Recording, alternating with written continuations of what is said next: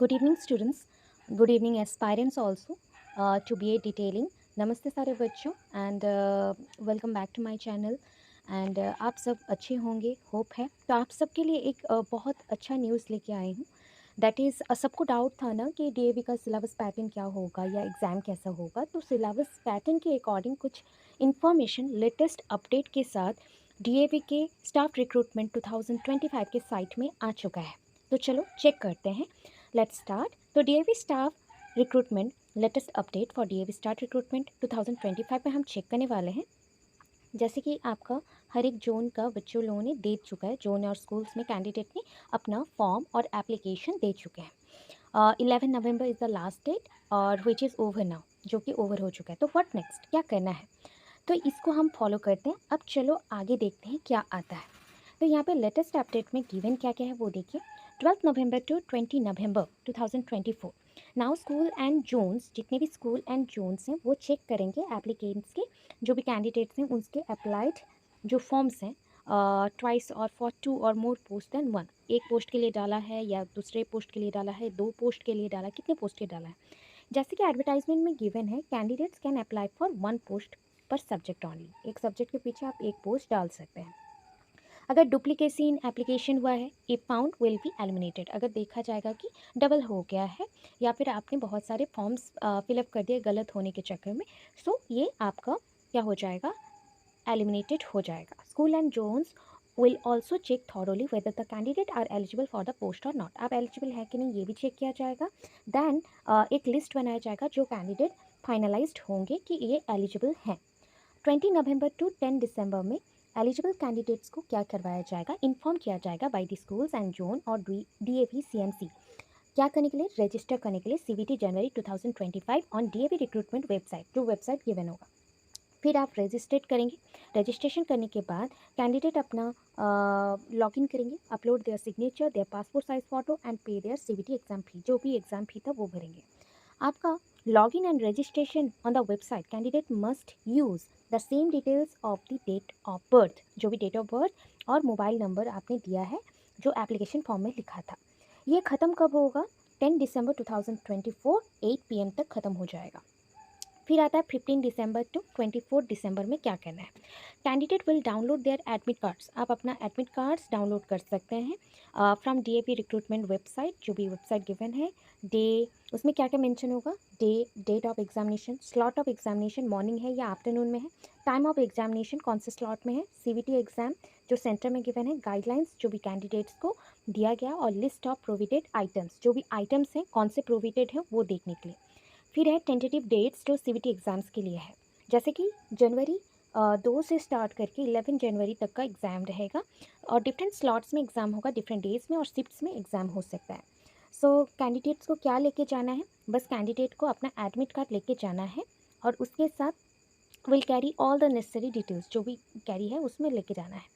फिर exam centre में need to reach the exam centre as and when directed in the admit card. जब भी आपको जाने के लिए बोला गया है उसी डे पे आप जाएंगे एग्ज़ाम देने।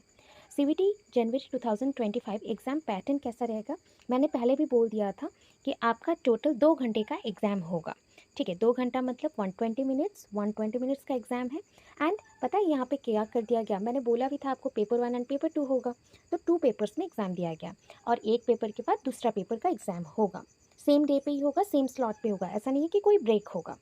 पेपर 1 में गिवन क्या है, पेपर 1 में है verbal and non verbal reasoning. Reasoning बहुत सारे आ रहे हैं and will test verbal and non verbal reasoning होगा, will be of 30 minutes with 30 MCQs। अब बोलोगे will be in English medium, English medium में भी होगा। बहुत लोगों का ये भी होगा, क्या मैम बस इतना ही है, आपने बोला था इंग्लिश भी आएगा, आपने बोला था स्पेलिंग भी आएगा, ये सब भी। तो मुझे जितना लग रहा है कि रीजनिंग के साथ ही ये सब इंक्लूड होंगे, क्योंकि आपको पता होगा कि स्पेलिंग का करेक्शन और स्पेलिंग वर्ब है, नाउन है, क्या है, ये सब भी रीजनिंग का ही एक पार्ट होता है। जैसे हम लोग पढ़ते थे बैंकिंग में, रेलवेज़ में और कोई भी एग्ज़ाम देते थे उसमें भी यही सब रहता था। सो थोड़ा सा इंग्लिश पे भी ध्यान दोगे और रीजनिंग, एप्टीट्यूड, ये सब भी प्रॉपर्ली करके जाएंगे। हल्का फुल्का डेज वाला भी पढ़ के जाओ, मेरे अकॉर्डिंग मैं जितना बोल रही हूँ करके जाओ, क्योंकि हम रिस्क क्यों लें वहाँ पे। अगर verbal and non verbal reasoning दोनों बोला गया है, अगर ऐसा क्वेश्चन आ गया तो हम वहाँ पे सॉल्व नहीं कर पाएंगे, वरना ये भी इंग्लिश मीडियम में ही रहेगा। पेपर 2 में आ जाते हैं, तो पेपर 2 में पेपर 2 में मेन सब्जेक्ट पेपर है, जो भी आपने पोस्ट अप्लाइड किया है उसके लिए। So will test knowledge of this subject post applied for. जो सब्जेक्ट के लिए आपने अप्लाई किया है उस सब्जेक्ट का नॉलेज ये चेक करेगा। तो 90 मिनट्स का एग्जाम है और 50 एमसीक्यूज होंगे। तो टोटल देख लो, मैंने आपको बोला था कि पहले आपको 30 एंड ये हो गया 50, टोटल 80 एमसीक्यूज आने वाले हैं। बट एक चीज़ है, पेपर 1 पहले हो जाएगा, उसके कंप्लीशन के बाद आप पेपर 2 करेंगे। जस्ट लाइक सीटेट में भी रहता था, केबी में रहता था, जैसे हिंदी इंग्लिश करने के बाद ही हम अपने सब्जेक्ट में जा सकते हैं, वैसे टाइप का है। अब पॉइंट ये होता है कि क्या मैं स्किप करके क्वेश्चंस को कर सकती हूँ? यस, ये सीवीटी है, तो आपके पास एक डैशबोर्ड होगा, वहाँ पे नंबर्स गिवन होंगे, जिस क्वेश्चन को आप क्लिक करेंगे वो क्वेश्चन आपको शो होगा, उसको हम पहले कर देते हैं, सेव कर देते हैं एंड नेक्स्ट को मूव कर सकते हैं। एंड एक छोटा सा टाइमर भी होगा, जहाँ पे टाइम आपको मेंशन होगा कि कितना टाइम लेफ्ट है आपके पास, कौन से क्वेश्चन अटेंड किया है, कौन से नहीं किया है, ऐसा भी आपको शो होगा कि कितने क्वेश्चन आपने अटेंड किया है। Will be in English medium except regional languages Hindi and Sanskrit and there will be no negative marking। तो नेगेटिव मार्किंग जो भी नहीं है, तो क्वेश्चन का लेवल थोड़ा सा डिफिकल्ट रहेगा, मॉडरेट टू डिफिकल्ट रहेगा, तो आपको प्रॉपरली प्रिपेयर करना चाहिए इसके लिए। सो इतना ही इन्फॉर्मेशन है। आई होप ये इन्फॉर्मेशन आपके लिए वैल्यूएबल रहा हो। आप बार बार पूछ रहे हो मैम सिलेबस क्या है, ऑलरेडी मैंने सिलेबस आपको बोल दिया है। जो बच्चे पूछ रहे हैं कि मैम डिटेल सिलेबस बताओ, आपको एनसीईआरटी पढ़ना चाहिए, एनसीईआरटी से आपको डिटेल इन्फॉर्मेशन मिल जाएगा। जितने टॉपिक्स वहाँ पे गिवन है उसी टॉपिक्स को पढ़ना है। बोलोगे मैम इंग्लिश लिटरेचर में क्या पढ़े, तो आप ग्रामेटिकल पॉइंट्स के ऊपर ज़्यादा जाएँ, आप पोइट्स के बारे में ज़्यादा जाएँ। अगर आप टीजीटी के लिए अप्लाई कर रहे हैं तो 6 to 10 11 तक का जो भी इंग्लिश है उस पर थोड़ा सा ज़्यादा ध्यान दो। अगर दूसरे बच्चे हैं तो वो भी एनसीईआरटी के ऊपर ही ज़्यादा फोकस करें। 11th 12th और उसके एबहॉव के जो क्वेश्चन है वो सॉल्व करें पीजीटी वाले। और मैंने एनटीटी एंड पीआरटी वालों के लिए भी सिलेबस बोल दिया था कि आपको क्या क्या पढ़ना चाहिए। आप अब बोलोगे मैम पेडागोजी तो यहाँ पे मेंशन ही नहीं है। पेडागोजी मेंशन नहीं है, बट एक दिन के लिए पेडागोजी को एक बार रिवाइज कर लेना, क्योंकि ये डेमो क्लास में भी आपको हेल्प करेगा। प्लस क्वेश्चंस के साथ ही अगर सब्जेक्ट मैटर के साथ ये आ गया तो हमें हल्का फुल्का रेडी रहना चाहिए, बिकॉज ये बीएड ओरिएंटेड है, टीचर ओरिएंटेड है। सो आज आपके लिए इतना ही इन्फॉर्मेशन है। आगे मिलते हैं न्यू अपडेट के साथ, जो भी अपडेट रहेगा मैं देते जाऊँगी।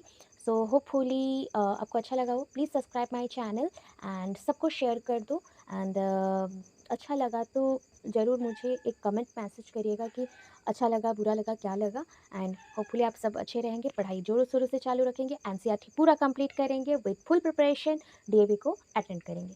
Thank you so much. Radhe Radhe.